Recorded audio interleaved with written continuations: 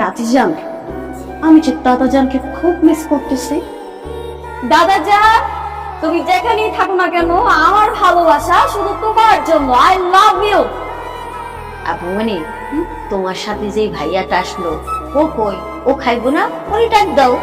ও দাদিজান, ওনা একটা ডিসগাস্টিং, বুঝছো? ওকে খাবার খেতে রাখতে হবে না, ওর খিদা লাগলে নিচে থেকে এসে খাবার চেয়ে খেয়ে নিবে। আহা, ও হলো আমার বাড়ির মেহমান, কাউকে ছোট করে অপমান করে কথা বলতে হয় না। দাদিজান, ও তো আমাদের বাড়ির মেহমান না, ও হচ্ছে আব্বু পিয়নের ছেলে। আব্বু তো আমার সাথে আসতে পারে নাই, তাই ওকে বডিগার্ড হিসেবে আমার সাথে। তুমি বসো তো। আরে বাদ দে। How dare you! আমি যে টেবিলে বসে খাবার খাচ্ছি, তুমিও ঠিক একই টেবিলে বসছো। দাদিজান তোমাকে একটু আদর করে কি বললো? তুমি সাথে সাথে টেবিলে বসে বসলো। আবু মানে তুমি মেরে ঝাড়ি মারতেছো কেন? ও আমাদের বাড়ির মেহমান, ও ডাইনিং এ বসে খাবে, এটাই স্বাভাবিক। না দাদিজান, এটা একদমই স্বাভাবিক না। এই ছেলেটাকে আমার দুই চোখে একদম সহ্যই করতে পারি না। কি শুরু করছো? ছোটবেলা থেকে সারারে বিয়ে করার একটা সুপ্ত বাসনা মনে লালন করতাম, কিন্তু এই কয়দিনও আপনার লগে যা যা করছে, যেমনি আপনার অপমান অপদস্থ করছে, এসব দেখা আমার এই বাসনা একদম মইরা গেছে। কি বলতেছেন ভাই? সারা ম্যাডাম তো খুব ভালো মেয়ে। কি কোন ভাই, কিসের ভালো মাইয়া? একটা বদ মেজাজি বদরাগী মাই। আমার পরিবার যদি এখন জোরও করে, তাও তো আমি ওর বিয়ে করব না।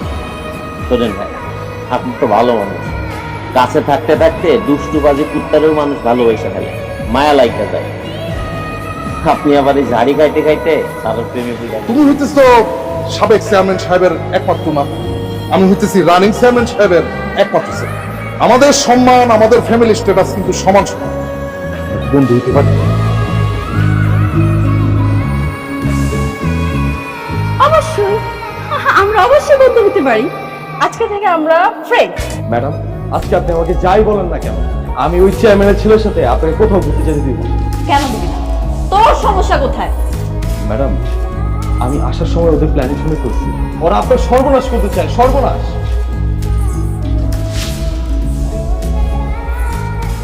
সবাইকে না নিজের মতো মনে করিস না। টিটু হচ্ছে এই গ্রামের চেয়ারম্যানের ছেলে, ভবিষ্যতের চেয়ারম্যান। ও একটা ভালো ফ্যামিলি থেকে বিলং করছে, তোর মতো না, তোর মতো ছোট লোক পিয়নের ছেলে না। তার একটা ভালো স্ট্যাটাস আছে যেটা তোর নাই, বুঝছস? আর ভালো ফ্যামিলির ছেলে মেয়েরা না কখনোই খারাপ হয় না। জি ম্যাডাম, বুঝতে পারছি, কিন্তু তাও আজকে আমি আপনাকে কোথাও যেতে দিব না। যেতে দিবি না মানে? আমি অবশ্যই যাব। অবশ্যই আপনি যেতে পারবেন না, আমি যেতে দিব না।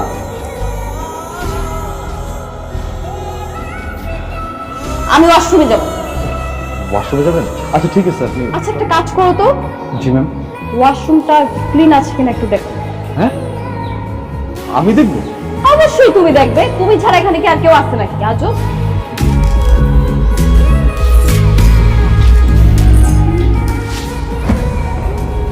ম্যাডাম, ম্যাডাম, আপনি কোথাও যান না ম্যাডাম, দরজা খোলেন। ম্যাডাম, অনেক বললাম আমরা আজকে। আসলে টিটু, তুমি না থাকলে গ্রামে যে এত সুন্দর সুন্দর জায়গা আছে, এত সুন্দর সুন্দর প্লেস আছে, আমি তো দেখতেই পারতাম না। তোমাকে ধন্যবাদ দিয়ে আর ছোট করবো না, আমি তোমার কাছে সারা জীবনের জন্য কি করবো। আর শুনো না, আজকে কিন্তু অনেক রাত হয়ে গেছে, তাদের জন্য কিন্তু খুব চিন্তা করতেছে।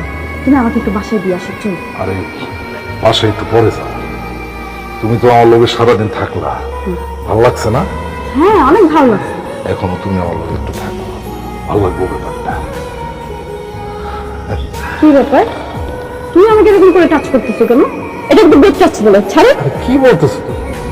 এটা ব্যাগটা যেতে যাবো, এটা তো লাভটা, এটা সুইটটা। আমি বলছি আমার হাত ছাড়তে, হাত ছাড়ো বলছি। আরে আমি তো তোমার হাত ছাড়ার জন্য ধরিনি, এই হাত আমি ছাড়বো না। সারা, তোমার আমি প্রথম দেখায় ভালোবাসা গেছি, তোমার প্রেমে পড়ে গেছি, আমি তোমার বিয়ে করবো। তুমি আমার বিয়ে করবো, আমি করবো না। না, তুমি না করলেও আমি তোমার বিয়ে করবো। আর শোনো, তোমরা তো শহরের মানুষ, শহরে বিয়ের আগে তোমরা অনেক কিছু করো, মজ মাস্তি করো। চলো আমরা মজ মাস্তি করো। আচ্ছা আচ্ছা, হারামজাদা, আমার আমাকে না করছিল, তোর মতো কুত্তার সাথে ঘোরাঘুরি করতে। আমি ওর কথা না শুনে যে কি ভুল করছি, এটা এখন আমি বুঝতে পারতেছি। ভুল যখন করছোস তুই এখন ভুলের মাসুল দিবি, আমার ভুলের মাসুল দিবি। আচ্ছা কইছি আমি কিন্তু চিৎকার করবো। চিৎকার করে কোনো লাভ নাই না, আশেপাশের মানুষ বাড়ি ঘর অনেক দূরে, তোর কোনো চিৎকার চেঁচামেচি কেউ শুনবে না। আয়! আয় কোথায়? আয়! ওমা! ওমা! ওমা! ওমা!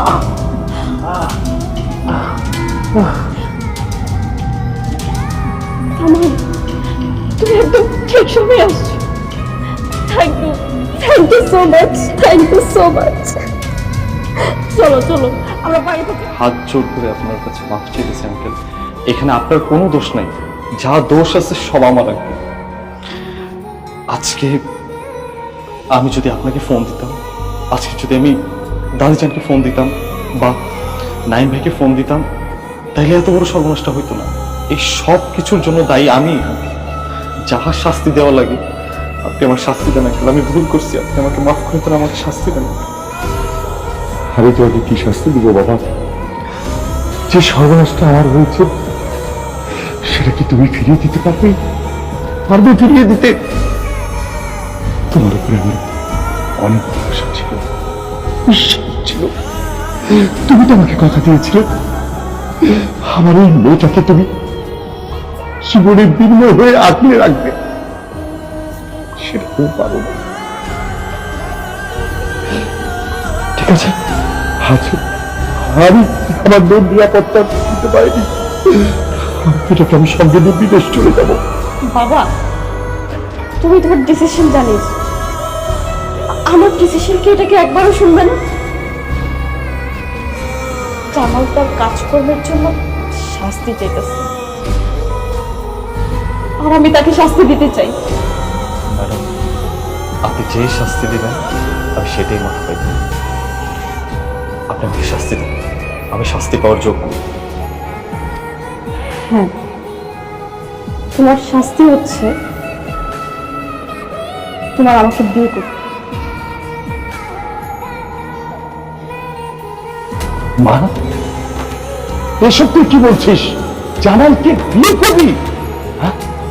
জামাল একটা পিয়নের ডিসগাস্টিং ছেলে, একে তুই বিয়ে করবি? তোমাদের জন্য ভালোবাসি করছি, ও অনেক ভালো ছিল, আমি ওকে ভালোবাসি।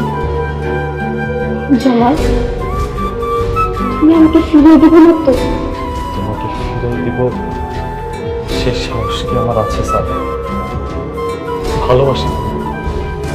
আমিও তোমাদের দুজনকে অনেক ভালোবাসি, আমি ভালোবাসি। তাইলে খুশির মধ্যে কোনো গোপন কিছু রাখতে হয় না। এই জামাল হলে গিয়া আমার আনিসের বিজনেস পার্টনারের ছেলে। কি বলছো দাদিজা? হ্যাঁ মা, তোর দাদি যেটা বলেছে একদম ঠিক কথা বলেছে। জামাল পিয়নের ছিলেন, জামাল হচ্ছে আমার পার্টনারের ছেলে। যখন দুই পরিবার একসাথে বসে তোদের বিয়ে কথাবার্তা ঠিক হলো, তখন জামাল আমাকে বলল জামাল ছদ্মবেশে তোর বডিগার্ড হয়ে তোর পাশাপাশি থেকে তোর এনজয় করবে। তারপর বাদ বাকি না করতে দেখি। কি জামাল ভাই, কইছিলাম না প্রেম ভালোবাসায় দুনিয়ায় কোনো কিছুই অসম্ভব না। বিয়াতে এখন ঠিকই করবে। কিন্তু আমি বুঝলাম না এই আমাদের এই স্ক্রিপ্টে হঠাৎ করে এই ক্যারেক্টারটা, মানে এই টিটো ক্যারেক্টারটা কই থেকে চলে আসলো আমাদের সর্বনাশ করার জন্য? আচ্ছা শোনো, এখন শীতের সময় দুঃখের কথা বলে কোনো লাভ নেই। এখন খাওয়া দাওয়া রেডি করো, আমরা সবাই মিলে সবজি ডুবিয়ে আজকে একসাথে বসবো।